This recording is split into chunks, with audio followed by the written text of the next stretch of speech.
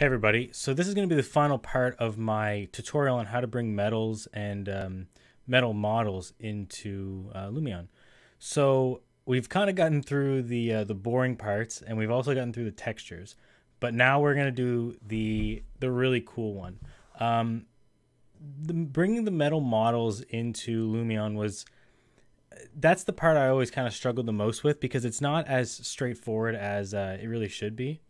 I did actually send a comment to Poliigon telling them that I just think that they should kind of include some more maps in their generic folder. And I'm going to show you why it can be a bit of an issue. But there's also a pretty easy workaround to it, which it doesn't... Yeah, you kind of have to go looking for it, but it's going to be an easy fix. So first things first is we're going to come into Poliigon. You can use any one of the example files or just your own. That doesn't really matter. But just for the purpose of this tutorial, I just hopped in the villa example here. So the first thing that we're going to bring in is the decoration Decahedron. Now, unfortunately, this is the only model that is free, so I'm going to leave a link below the video that you can go and get it yourself. But I'm hoping that a lot of you, after watching this video, will want to go out and get some of the metal models from Poliigon, because I do think that they're fantastic models. The only complaint that I really have about Poliigon's models is that they don't have more of them, and that might sound a little cheesy, but that is really how I feel about them. It's nice to be able to get these models, and I have no worries that the quality is going to be maybe low quality or bad topology. All the models that they have are always really good. So yeah, first things first, we're going to go to the decoration Decahedron. And for this one, you can just go into the generic.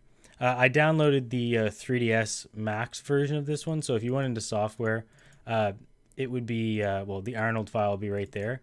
And you can just drag that right in. But unfortunately, as of this moment, and I don't anticipate it'll get changed anytime soon, but Poliigon technically doesn't support Lumion, meaning it just doesn't have the files that can go directly in, but it does have the FBX files, and those are found in the generic. So I'll just rename that. I must have brought this in at some other point. So yeah, this isn't a very huge model, but let's just scale it up a little bit so we can see it. Right, so for this one, we're going to come in and we're going to go to the generic folder, make sure the target's turned off. Now, this is kind of a good example, because for whatever reason, the decoration Decahedron, it uses the metalness workflow. So this is what we talked about in the prior videos, where typically it's the specular one, which I'm not entirely sure why, but this one doesn't default to that. So if we grab that, and we also grab the normal map here,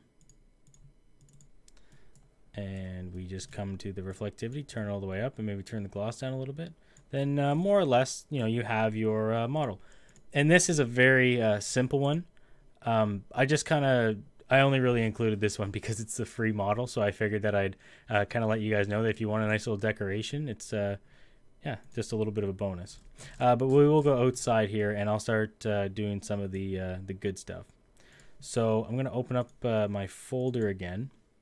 Now, for the first example I want to show, I'm going to do this gas oven.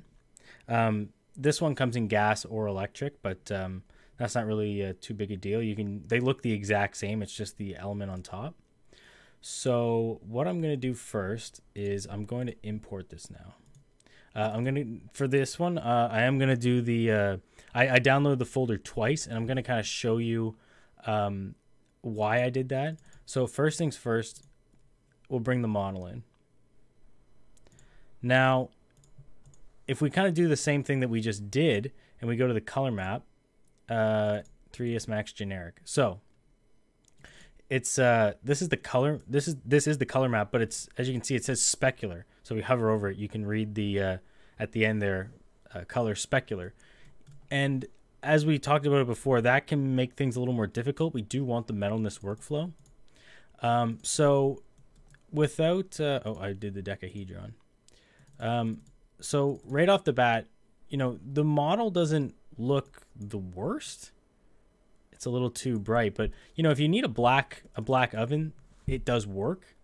But that's not ultimately how the preview looks. So we're gonna get the metalness in now, and the way that you can do that, where you don't get these like the black materials in the specular workflow, is that it all depends on, let me just find this here. It all depends on the rendering engine that you set it kind of like the default to. So if we open this up and you just said like, okay, well, there's the download button, I'm going to hit that. You might have run into the same issue that I did where I'm bringing in the Lumion, I kind of say like, well, I don't care about what 3D software it is. Like, why would that affect me? It doesn't, like, I don't care if I have the 3ds Max version or the Blender version. But what is actually important is that the Blender file comes with the color map. That's what I kind of meant by like, I feel like they should just put all the maps in generic, or and that was the suggestion I sent to them, or just make it a little more known that you can get these maps, because for months I kind of tried to get this stuff to work in an easy way, but it just wouldn't, because I didn't have those maps. And like, while you can kind of Photoshop it, I really wanted to find a way around that, because it can just take so much time. And if you have you know, maybe if you're an architecture firm, most of the time you know, you're pretty strapped for time. Like, they don't want your boss wouldn't want kind of an architect going and spending like, you know, 80% of their time on this modeling, where it's kind of most of the time just something that's an add-on. So yeah, if you go in here and you download this, I've already done that, then we're going to be able to get the maps that we want. So I'm going to hop out of here. I'm going to go into Blender. I guess I just renamed this. This one is the 3ds Max, and this is the Blender one that I downloaded. So I'm going to go into the correct workflow, generic. Yeah, but see, this is the problem. So even if you get the Blender one, it still says like it's still the specular workflow.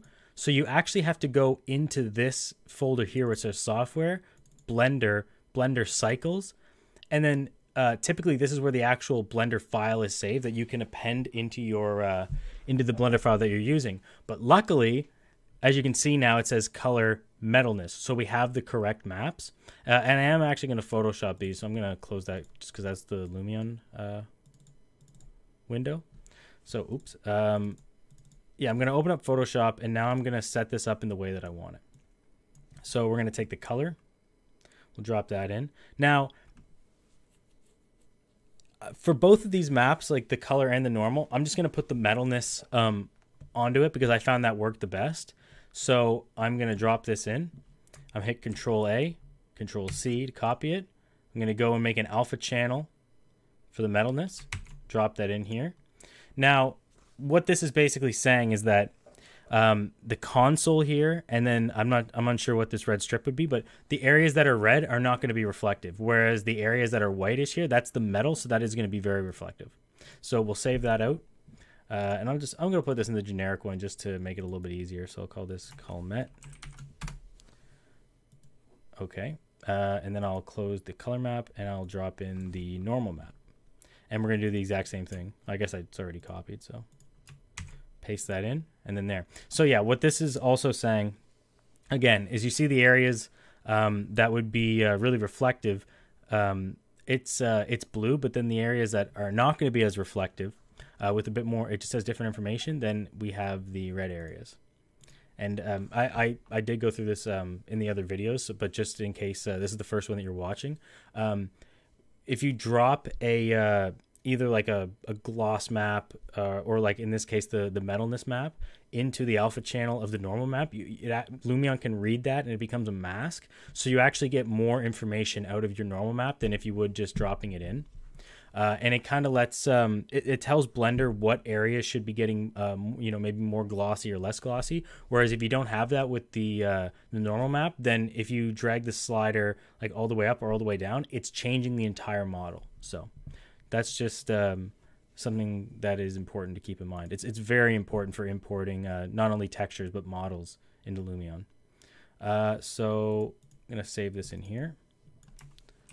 Norm Met. Okay, so those should be good to go now. So I'm gonna pull that in. color and metallic. Yeah. So now right off the bat, you might see that and go like, oh, well, that like something went wrong. But no, you just have to make sure that the color map is masking the reflectivity. Because what we're basically telling Lumion right now is that all the areas that aren't very reflective aren't going to show up because we're actually clipping the object. If we click that, everything comes in, no problem. And we'll also bring in our other map. Make sure that the target is on so we can see it. All right, so I guess I'll turn the coloration down. So yeah, that's already looking pretty good. And this is where you can just kind of go through and, you know, you can change the gloss to something that you want. If you want it to be, you know, like pretty much like that makes it like hyper glossy. I don't really recommend you do that, but I think that a good area was like 0.8, somewhere in that range. And then if we, you know, if we render this out, I guess I'll actually just do the render. Let's see how it looks. Yeah, so I think that that's you could probably touch it up a little bit more. I think this one does look a little bit odd because of I just dropped a reflection cube kind of right in the middle of the pool. But yeah, you know, you just play around with that until you find what looks good for your scene. I like to just sometimes open up those preview photos that I showed at the beginning of the video and just see how close I can get it. But yeah, no, I'm happy with that one for now. So the next one we're gonna do is the sink. Or actually, we'll just do the toaster because this one is this is a pretty simple one. But yeah, we are gonna be I'm gonna be doing the photoshopping for all of these ones just to kind of hit home like how it's done, because it, as I have mentioned the other parts of the series, it's very important. So I will make a material for this. I'll find it, software, Blender, and then yeah, so if we just throw this on quickly, this is not now obviously we need to put the mask on, but you kind of get an idea for like how it's going to look, and it's for the most part, like you could probably get away with, like, if it's just a background object, maybe you don't need to put on like all the masks. You could probably just do something quick. But if you are gonna do a scene where like the toaster's right up close to the camera, I do recommend you use the masks. That's just I guess entirely up to how your scene is set up. So yeah, I mean, for this one, I actually don't think I'm going to put the Photoshop masks on it, just because I think we just do that. It looks like, you know, it's good enough. And I kind of want to, I don't want to spend too much time on this video and, you know, bore you guys out. I just want to get a couple more models in here because there's some tricks with the next two. So I will do the sink cabinet trough number 1. And I'll just pull that up again just so that we can kind of see what it looks like before we pull it in. So yeah, in this one, this is one that you absolutely need a mask for, because you have an area with the wood. So the wood's not incredibly reflective. The marble is fair, like it's gonna have a, you know, kind of like a shine to it. But then you also have the 2 faucets, and those are very metallic. So this, as I said, this is one that I think that you have to do the mask for, but that's no problem. We'll close these down just so it's ready. And I will go to this. And again, Blender cycles, because we want the color map what's already set up. And I'll drop the metalness in, copy it. Now, right off the bat, this is kind of what I was talking about with the oven.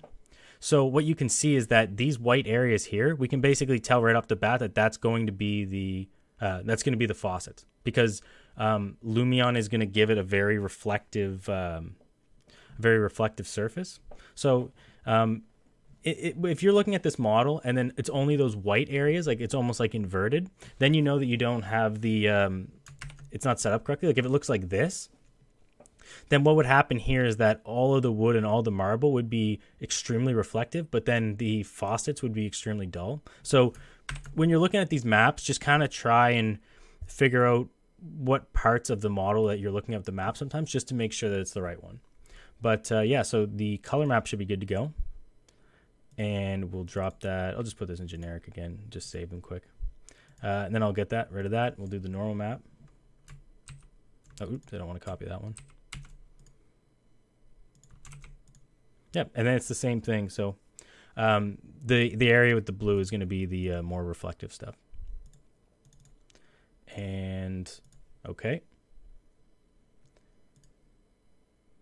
So now that we've done that, we will import the model. And then, yeah, as I said, the FBX one works no problem. I think that most of the Blender files come with, or sorry, most of the Poliigon ones also come with OBJs. But I always just use FBX. I don't know why, but I find that maybe it's just the way that Lumion reads it, or maybe it's just the way that the OBJs work, but they always come in like 100 times too big. And I've had that problem across multiple software. So yeah, I'm unsure why that happens, but I just stick to FBX and I haven't had a problem. So we will find our textures. So the color.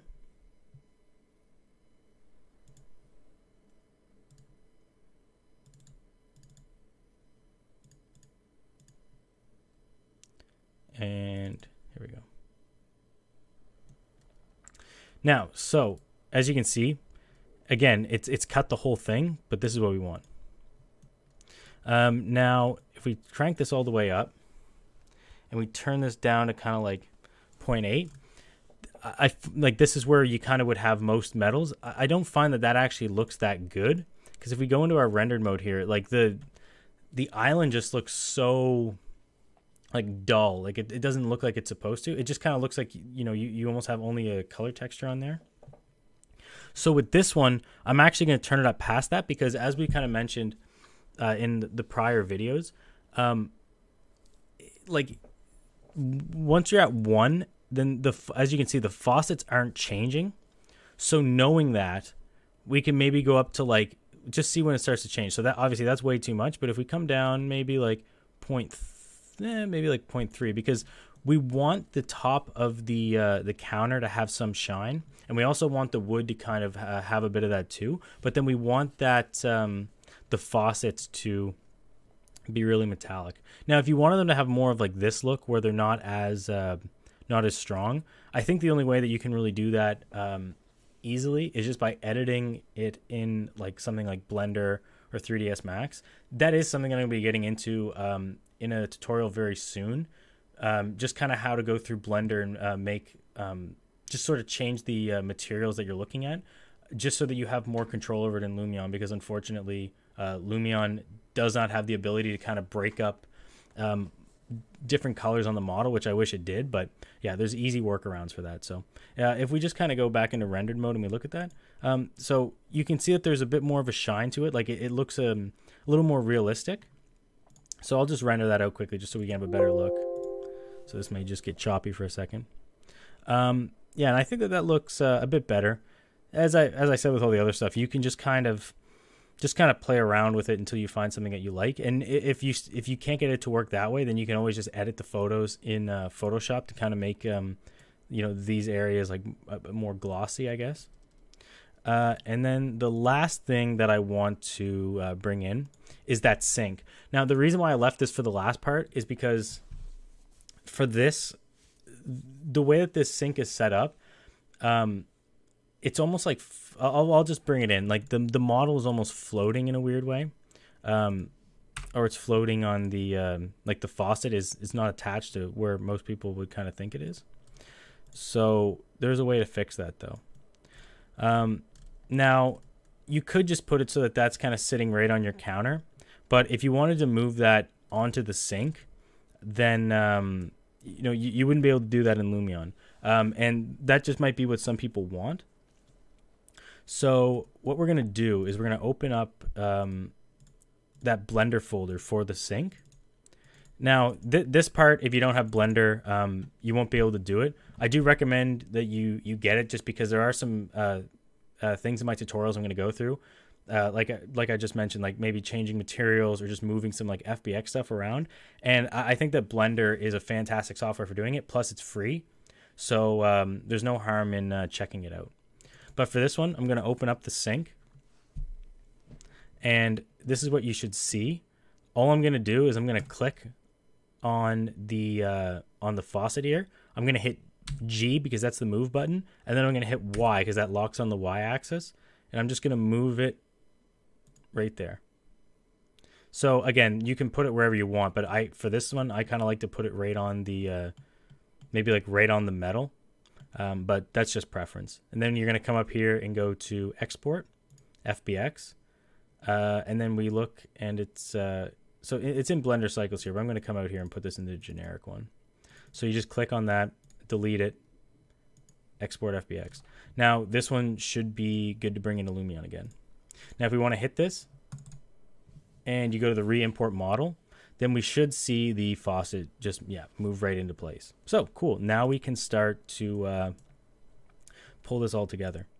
Now this one, it's not as important to do the Photoshop. I am going to do it just because, you know, why not? I guess it's the last one. We might as well do it. If you were to just make this completely metal, the only thing that you're really losing are kind of like this black rim around the drain, and then these areas right here, kind of on the legs of the tray. And honestly, you could even just do something like this, where you just come in and go like aluminum, and then maybe just turn that down to like 0.8. You know, you could do that if you like the look of it. The model itself is really nice. It doesn't really matter too much about what you do, but yeah, we will just fix this one up and finish it off. And yeah, I was in the right area here. So yeah, Blender cycles, and then as we said, we have the color map and everything here. So we can see like these little black areas are the ones that we just mentioned. So cool, and we'll drag in metalness, copy it. We're going to save this back in generic.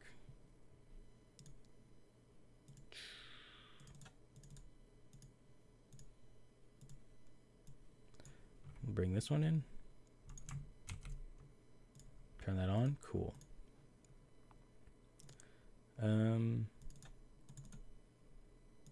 Yeah, and so then now this should be all set up. And we'll just play around with it a little bit until we can get it to a point that we're happy with. Oh, no, that's the wrong one. Sorry.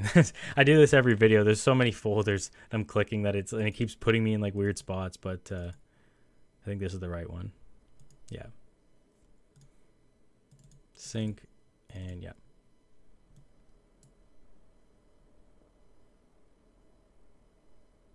Oh, the map scale. Yeah. So just be aware of that, because I kind of messed myself up there because I put the aluminum model on it, and it had a map scale that was set to like 0.5 or something. So yeah, just be aware that now if you bring in I guess this is worth mentioning, but if you bring in Poliigon models, as long as the map scale is set to imported, it should basically always work.